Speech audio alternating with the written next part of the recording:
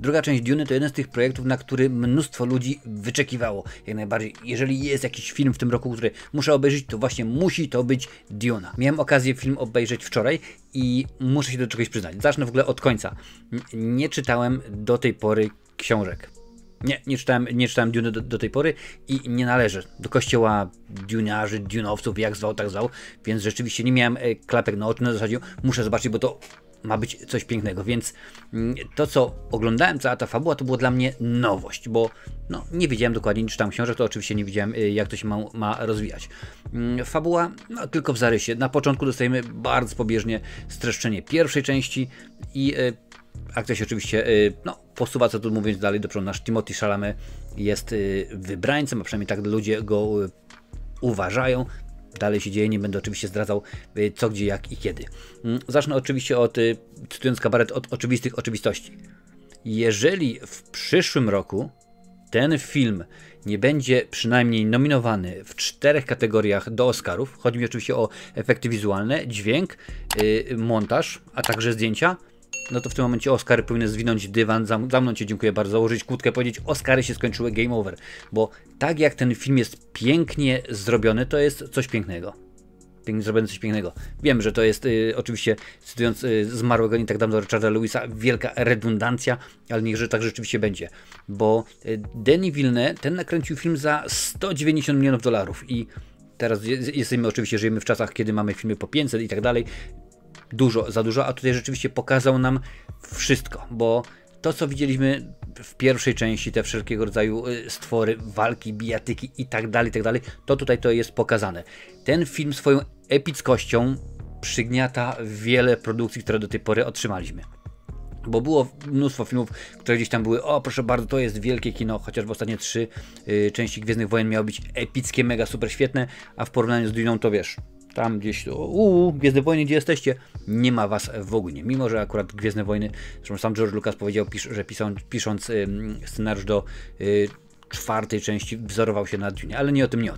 Więc rzeczywiście ten film jest bardzo pięknie zrobiony. Obraz, zdjęcia to jest coś pięknego i nie mam na myśli oczywiście tylko i wyłącznie powiedzmy samej pustyni, ale sceny batalistyczne. Proszę bardzo, Ridley Scott, tak, nie Napoleon, ale tutaj wracasz na naukę, idziesz na naukę do Villeneuve'a.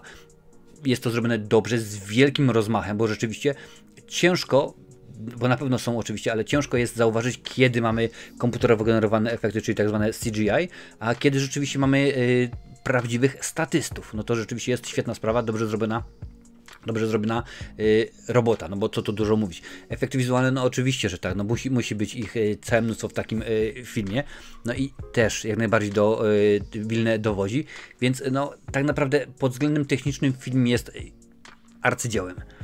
Jeżeli chodzi o fabułę, no trochę byłem zaskoczony, ponieważ tak naprawdę dowiadujemy się gdzieś tam powiedzmy pod koniec, że to jeszcze this is not the end, man. To nie jest jeszcze koniec, może będzie, no domyślam się, że raczej jeżeli się zgodzą zarobki w kasach, a te będą rzeczywiście ogromne, jeżeli zgodzą się komentarze użytkowników, krytyków, a te jak najbardziej będą pewnie pozytywne, to trzecia część powstanie i wydaje mi się, że ta fabuła będzie kontynuowana.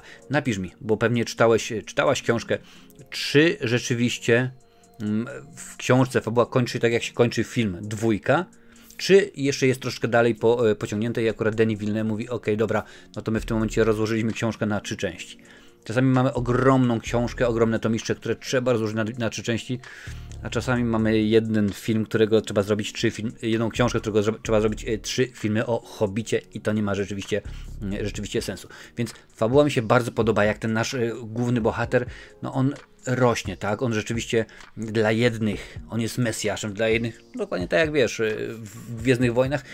Paralela jest zasadna, bo jak mówię wcześniej, George Lucas mnóstwo rzeczy z książki zapożyczył, że dla jednych to jest mesjasz wybrany, to jest facet, który po prostu rzeczywiście sprawi, że imperator, czy jak tam się nazywał, będzie zrzucony, a inni mówią: nie, to po prostu bierzecie fakty, dopasowujecie, jakoś tak to rzeczywiście wygląda. Więc to jest bardzo dobrze pokazane, ten jego rozwój, tak? Nie tylko rzeczywiście jako wojownika, ale jako lidera, jako człowieka. No wiadomo, że jest również Zendaya Więc ten wątek musiał się tutaj również pojawić. Co ważne, jest mnóstwo rzeczy, informacji, wątków z pierwszej części i celowo przed obejrzeniem drugiej części nie odświeżałem sobie jedynki. Mówię, zobaczę, czy dwójkę można obejrzeć bez znajomości jedynki i w kilku aspektach było co najmniej intrygująco, co najmniej rzeczywiście ciekawie, bo zastanawiam się, ale o co tutaj chodzi? Ale przecież ta postać się pojawiła, ale on już chyba był wcześniej, ale czemu, co? Pewne rzeczy są wyjaśnione, pewne nie, więc nie mogę powiedzieć na 100%, tę część możesz obejrzeć bez znajomości poprzedniej, tym bardziej to jest, wiadomo, Duna 2, chociaż z drugiej strony były też już filmy w historii kina, które nie trzeba było znać poprzedniczek, ale tutaj rzeczywiście jest zalecane, ażeby obejrzeć pierwszą część, bo wtedy będziesz wiedzieć dokładnie, jak to się je, jak to ma wszystko wyglądać.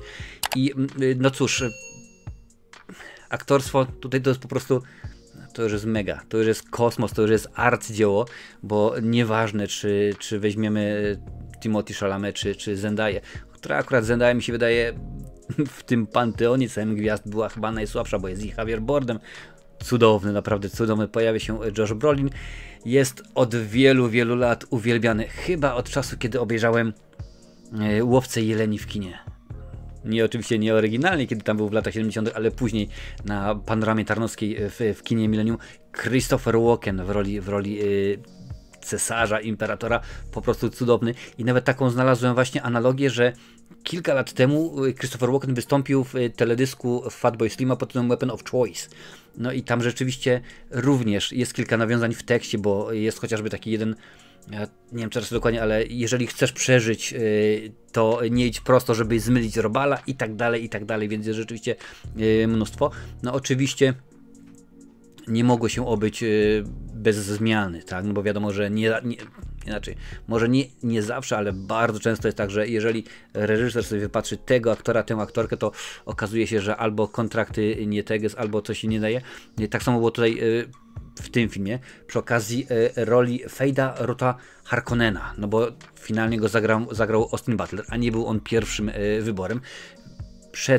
Przed nim w grze byli Harry Styles, Ty Sheridan, Bill Skarsgård, Barry Keoghan. Oni byli właśnie wszyscy brani pod uwagę, zanim rzeczywiście Butler trafił tę rolę. No i rzeczywiście jest to rola bardzo ważna. On jest może nie głównym tak naprawdę antagonistą, ale jednym z wielu i jednym z potężnych, z poważnych. Zresztą sam Denis Villeneuve określił właśnie Harkonnena jako skrzyżowanie psychopaty, mistrza olimpijskiego w szermierce, węża, a także Micka Jaggera. Więc rzeczywiście, jeżeli dostajesz, wiesz, idzie aktor na spotkanie z reżyserami, jak sobie wyobrażasz moją rolę? To w tym momencie jest po prostu już hardcore, ale rzeczywiście jest to zagrane dobrze, jest to wycyzelowane wszystko pięknie. Jak już mówiłem wcześniej, charakteryzacja też. Słuchaj, biedny, nie Bill, co prawda, który tej roli nie dostał, ale jego ojciec Stellan Skarsgård, który się pojawia, który gra rolę barona Harkonnena, 8 godzin. Tyle trwało nałożenie makijażu, charakteryzacji całej, 8 godzin. 2 godziny oczywiście trwało, ażeby usunąć charakteryzację, bo to nie jest tak, że wiesz, że zedrą, nie, jak zedrą to ze skórą, uwierz mi.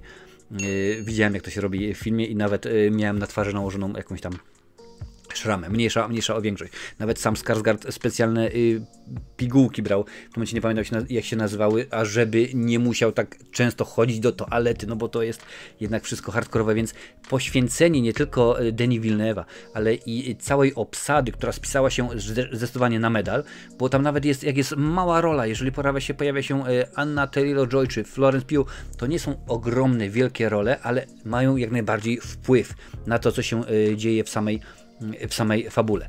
I tylko mam takie jedno zastrzeżenie, że obejrzałem ten film, długi jest, prawie 3 godziny, oglądałem i tak miałem wrażenie, że chyba kilka rzeczy rzeczywiście można byłoby usunąć, bo w pewnym momentach się zastanawiałem, ale po co to jest? No, nie będę mówił, o co chodzi, zobaczysz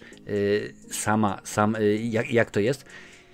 I gdyby tak naprawdę nie te, może nie dłużyzny, bo to akurat źle powiedziane, ale akurat gdyby nie to, że kilka wątków jest takich, no, które nie do końca rozumiem, kilka rzeczy niekoniecznie pamiętam ze względu na to, że nie odświeżyłem sobie jedynki, to byłoby rewelacyjnie. A tak to jest tylko i wyłącznie dla mnie dobrze, bardzo dobrze. Moją ocenę możesz sobie sprawdzić na Filmwebie.